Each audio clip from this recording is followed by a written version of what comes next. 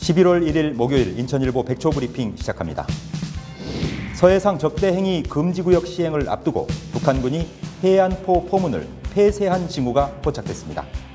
공동어로구역 설정과 해상 파시 등 서해평화협력 특별지대 실현 가능성이 조심스럽게 기대됩니다.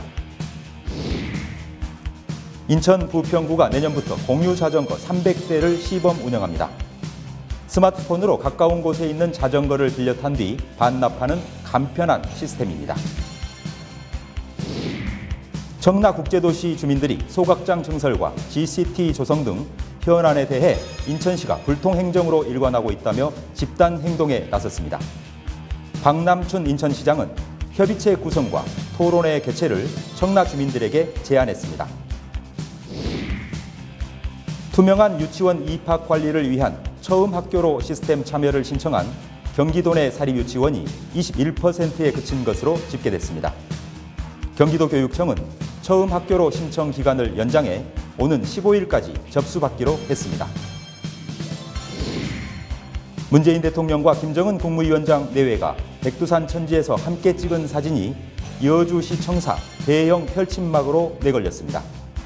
반기는 의견도 있지만 지나친 처사라며 철거를 요구하는 항의 민원도 쇄도하고 있습니다.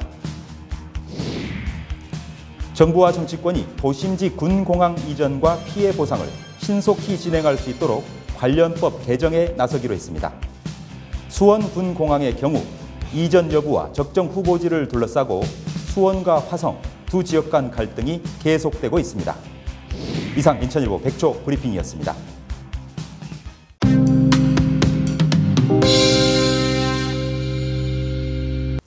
시청자 여러분 안녕하십니까? 11월 1일 목요일 인천일보 TV 뉴스입니다.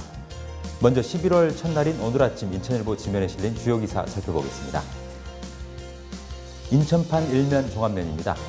서해상 적대행위 금지구역 합의 시행을 앞두고 북한군이 이 서해안에 설치되어 있던 해안포 포문을 폐쇄한 징후가 포착됐다는 소식입니다. 북한이 지난달 30일 서해 완충 수역 일대 전방에 설치되어 있는 해안포 포문을 폐쇄한 징후가 우리 군에 의해 포착됐다는 것인데요. 특히 연평도를 비롯한 서북도서 그리고 해안을 겨냥하고 있던 이 북한의 해안포 수십 문이 대부분 폐쇄된 것으로 그렇게 확인이 되고 있습니다. 북한이 이 서해 완충 지역에 대한 남북 합의사항 시행을 앞두고 적극적으로 대비하고 있다, 이런 조치로 해석이 가능할 것 같은데요. 자, 이렇게 되면 인천에는 어떤 영향이 미칠까요? 우선 정부와 인천시가 구상하고 있는 서해평화협력 특별지대의 실현 가능성에 청신호가 켜졌다, 이렇게 볼 수 있을 것 같습니다. 만약 서해평화협력 특별지대가 실현이 된다면 서해 공동어로구역 설정, 그리고 서해 5도에 남북이 참여하는 해상 파시 등 남북 교류 협력이 본격화될 것이다 라는 가능성을 우리가 점쳐볼 수 있을 것 같습니다. 반가운 소식인 것 같습니다. 이어서 다음 인천판 이면 종합면 보시겠습니다. 서울 시내에서 많이 시행되고 있죠. 그런데 인천 부평구에서도 내년부터는 공유 자전거를 이용할 수 있게 될 것 같습니다. 부평구가 모두 300대의 공유 자전거를 내년부터 시범 운영하기로 했다는 소식인데요. 이 공유 자전거는 자신의 스마트폰으로 가까운 자전거 위치를 찾아서 자전거를 빌린 뒤에 사용하고, 그리고 가까운 이 노면에 표시된 주차 구역에 반납하면 끝납니다. 매우 간단한 어떤 시스템인데요. 이미 서울시는 지난 2015년 따릉이라는 이름으로 이 공유 자전거를 도입을 해서 진행을 하고 있고요. 운영을 하고 있고요. 이 수원시를 비롯한 경기도 내 주요 도시에서도 민간 공유 자전거 제도가 도입이 되고 있다, 이런 내용 담고 있습니다. 이어서 바로 옆면입니다. 인천판 3면 종합면입니다. 청라국제도시 주민들이 요즘 심상치 않습니다. 집단 반발하고 있는데요. 이 청라 소각장 증설 반대하고 있죠. 그리고 속도가 더딘 청라 GCT 조성 사업, 인천시가 오락가락하고 있다, 분명하게 입장을 밝혀라 라고 하면서 인천시를 압박하고 있는데요. 이런 주요 청라 현안에 대해서 인천시가 불통행정으로 일관하고 있다, 이렇게 주장하면서 집단행동 움직임을 보이고 있습니다. 청라국제도시 주민들은 어제 인천시청에서 기자회견을 열고 이런 내용들을 발표했는데요. 기자회견 직후엔 박남춘 인천시장과 대표단의 면담도 있었습니다. 박남춘 시장은 이 주민들의 목소리에 대해서 어떻게 소통을 했을까요? 박 시장은 우선 이 청라 소각장 증설 문제에 관련해서는 주민들이 직접 참여할 수 있는 협의체를 구성해서 논의하자 이렇게 제안을 했고요. 청라 GCT 조성 사업과 관련해서는 조속한 시일 내에 인천시, 인천경제자유구역청, 한국토지주택공사 그리고 청라 주민대표들이 참여하는 대토론회를 열자 이렇게 제안했다고 합니다. 이어서 경기판으로 들어가 보겠습니다. 경기판 일면 종합면입니다. 요즘 빅 이슈인 사립유치원 비위 문제, 투명한 사립유치원 입학관리 시스템 구축이 급하다 이런 게 학부모들의 여론인데요. 이에 발맞춰서 경기도교육청이 처음 학교로 시스템 참여 신청을 받았더니 경기도 내 사립유치원의 21%가 처음 학교로 시스템을 채택하겠습니다라고 사용 신청을 했습니다. 거꾸로 얘기한다면 79%에 이르는 상당수의 사립유치원은 이 시스템에 참여하지 않겠다라고 무언의 항의를 한 셈인데요. 결국 경기도교육청은 이번 처음 학교로 시스템 참여 기간을 이달 15일까지로 보름간 더 연장을 해서 추가로 접수한다는 그런 계획입니다. 다음은 구면, 경기 메트로면 보시겠습니다. 문재인 대통령과 김정은 국무위원장 내외 이 네 사람이 백두산 천지에서 함께 찍은 사진 우리 뇌리 속에 많이 남아있죠. 그런데 이 사진을 담은 대형 펼침막이 최근 여주시청사 정면 외벽에 걸렸습니다. 이에 대해서 반기는 시민들도 있습니다만 적지 않은 시민들이 이건 너무 과한 거 아니냐, 과유불급 아니냐라고 하면서 당장 철거를 해주시라, 철거를 해달라 이렇게 항의성 민원을 계속 올리고 있다 이런 내용인데요. 이 현수막에는 한반도의 운명을 바꾼 남북 정상회담 그리고 하단엔 사람 중심 행복 여주가 함께합니다 이런 내용이 적혀 있고요. 여주시는 이항진 시장이 이 현수막 개첨을 제안했는데 이항진 시장이 현수막을 배경으로 촬영한 사진과 함께 대대적인 언론 홍보도 한 바 있습니다. 끝으로 경기판 19면 사회면 보시겠습니다. 정부와 정치권이 도심지 군공항 이전 그리고 피해 보상을 신속하게 진행할 수 있는 관련법 개정에 나서기로 했다는 소식인데요. 이 정부와 정치권은 바로 어제 국회의원회관에서 군공항 이전 및 소음 피해 보상 정책 토론회를 열었습니다. 이 도심지에 자리 잡고 있는 군공항 이전 사업의 문제점을 파헤쳐보고 동시에 어떻게 해결해 나갈 것인지 추진 방안을 모색하는 자리였는데요. 이 자리에서 이 현역 국회의원 23명은 근본적인 대책을 마련하자라는 데 뜻을 모으고 이 군공항 이전 절차 등을 담은 군공항 이전 및 지원에 관한 특별법을 전면 개정하는 작업에 돌입하겠다 이렇게 입장을 밝혔습니다. 한편 이 군공항, 도심지에 있는 군공항이 있는 곳이 경기도에서는 대표적으로 수원군공항인데요. 수원군공항은 수원시와 화성시에 걸쳐 있습니다. 그리고 이 국방부는 현재 수원시에 있는 수원군공항을 화성시 쪽으로 이전하는 방안을 유력하게 검토하고 추진하고 있는데요. 하지만 이에 대해서 수원과 화성 이 주민들은 찬반 양론으로 나뉘어서 크게 갈등을 빚고 있고요. 수원시와 화성시 역시 여기에 대한 입장이 달라서 지자체 간 갈등도 지속되고 있는 상황입니다. 앞으로 어떻게 사태가 전개될지는 조금 더 지켜봐야 될 것 같습니다. 오늘 아침 주요 기사 살펴보는 오늘의 인천일보는 여기까지입니다.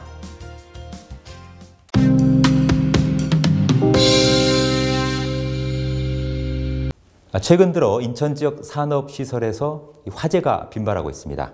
특히 지난 8월 발생했던 남동산단 세일전자 화재 참사는 무려 9명의 직원이 숨지는 그런 대형 화마였는데요. 모두의 마음을 아프게 했습니다. 이런 가운데 이제 본격적인 겨울철이 다가오면서 화재에 대한 위험도가 더 커진다 이런 여론이 많습니다. 특히 지난주 인천시는 민간 전문가 그리고 유관기관 관계자들이 참석한 가운데 박남춘 시장 주재로 이 산업단지 대형 화재 예방을 위한 정책 토론회를 열기까지 했는데요. 이 반복되고 있는 화재, 과연 예방법은 없는지, 무엇이 문제인지, 어떻게 헤쳐나가야 할지 전문가 모시고 말씀 나눠보도록 하겠습니다. 펄라이트 세라텍의 이정학 대표 모셨습니다. 어서 오십시오. 안녕하세요. 네, 이 대표님, 지난 그 세일전자 화재의 경우에는요, 이 공장 내부 벽면 그리고 천장에 쓰인 샌드위치 패널이라고 하나요? 그리고 우레탄 폼 이런 가연성 자재가 이 불을 더 키웠다 이런 지적이 있는데 어떻습니까? 네, 그렇습니다. 우리가 흔히 사용하는 단열 소재가 화재에 쉽게 연소되어 화염을 전파하고 또한 맹독성 가스를 발생하는 데 매우 취약한 단점을 가지고 있다는 점은 다 알고 있습니다. 하지만 비용 절감이라는 경제적 문제와 함께 단열성이 탁월하다는 이유로 각종 건축물의 단열재 또는 샌드위치 패널 등을 대량으로 사용하는 것에서 발생하는 문제라고 생각합니다. 네, 이 사실 비단 이번 세일전자뿐 아니라 이 상당수 산업단지에서 노후시설, 또 샌드위치 패널, 또 좁은 이 건축물의 이격거리, 이렇게 화재에 취약한 환경을 갖고 있지 않습니까? 그런 측면은 어떻게 보시는지요? 예, 최근 급격한 사회 변동과 산업 구조의 변화로 인해 많은 노후 산업 시설이 존재하고 있어 현대 사회의 수요에 부적합한 게 현실입니다. 또한 비좁은 면적과 개발 제한의 규제로 인하여 도로가 지나치게 좁아서 화재 진압 시 효율이 떨어져 시민들이 불안하게 여기고 있습니다. 새로운 경제나 현대에 요구되는 적합한 산업 구조를 만들기 위해서는 전면적인 개선책이 필요하다고 봅니다. 네, 그렇군요. 이번 인천일보 보도에서도 이 국정감사 자료를 인용한 보도가 나왔습니다만 건물의 이 외장재, 인천 지역의 상당수 공동주택과 근린생활시설의 건축 외장재가 이 가연성 자재로 돼 있어서 화재에 아주 취약하다 이런 지적이 있었더라고요. 그런데 건물의 이런 내장재나 외장재를 바꾸는 것만으로도 이 산업시설의 화재를 막거나 또는 대형 화재로 번지는 걸 막을 수 있는 건가요? 예, 그렇습니다. 우리가 흔히 생각하는 난연성을 갖는 방염 처리된 우레탄계 합성 섬유적인 물질은 화재 예방에서 단열적으로 예방은 가능하나 근본적 화재 예방 해결은 어렵다는 것이 학계나 전문가들이 주장하는 바입니다. 이번에 저희가 특허 등록한 펄라이트를 활용한 경량 건축자재 제조 공법으로 생산하는 다양한 형태의 불연 건축자재를 건축물에 적용한다면 충분히 예방할 수 있다고 봅니다. 네, 그렇군요. 방금 이 펄라이트라는 말씀을 해주셨는데요. 좀 낯선 단어거든요. 지금 현재 인천 미추홀구에 위치한 향토 기업을 운영하면서 이 불연성 건축 자재의 원천 기술을 특허 등록했다고 들었습니다. 이 펄라이트 어떤 소재인지 또 어떤 원천 기술을 개발하신 건가요? 네, 천연 광물질로요. 펄라이트 중국에서는 진주암이라고 하는데요. 약 1000도씨 이상의 고온에서 급속 가열을 팽창시킨 초경량 순수 무기 원료로 신소재 경량 건축 소재입니다. 경량성과 단열성은 물론 내화성과 흡음성까지 우수합니다.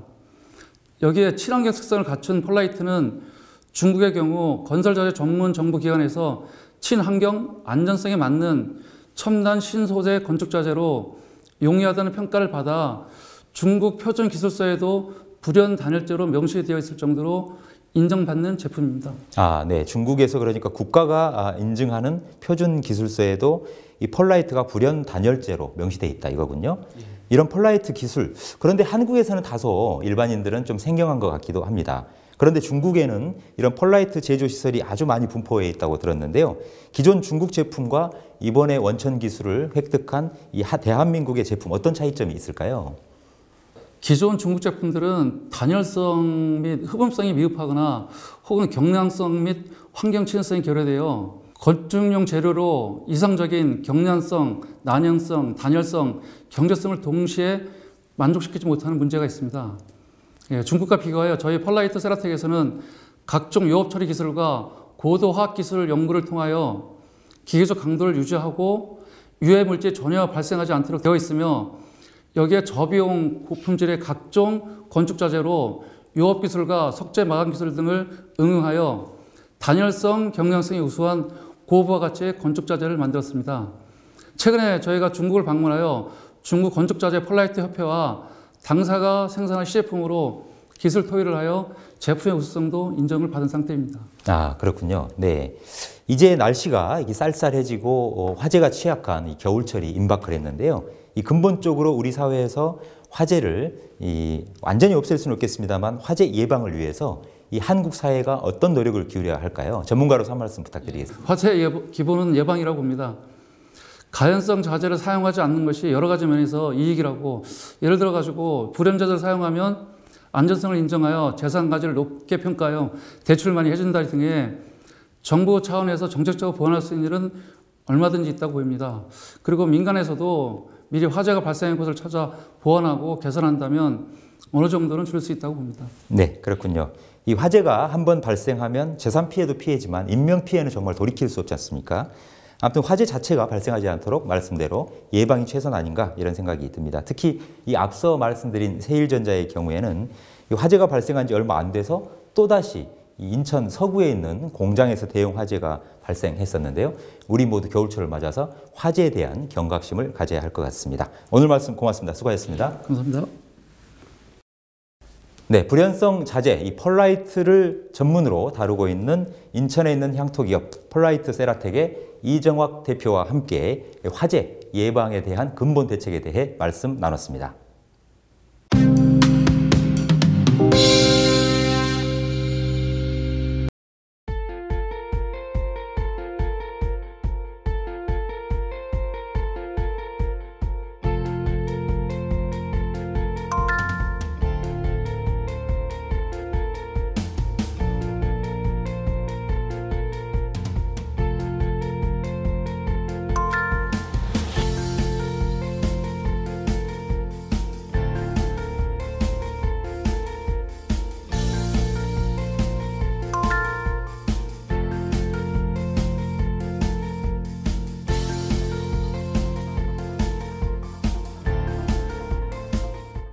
(11월 1일) 목요일 인천일보TV 뉴스는 여기까지입니다.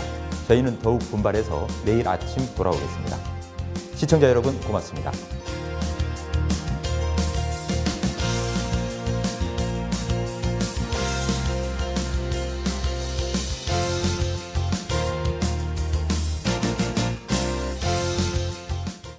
제6회 정서진 아라뱃길 전국 마라톤 대회 파란 가른을 서쪽 땅끝마을 정서진에서 제6회 정서진 아라뱃길 전국 마라톤 대회가 개최됩니다. 11월 11일 일요일 아침 서해와 한강을 잇는 환상의 코스로 당신을 초대합니다. 참가 신청 전화 032-452-0191 032-452-0191 정서진 아라뱃길 마라톤을 검색하세요. 이 행사는 인천일보와 인천서구가 함께합니다.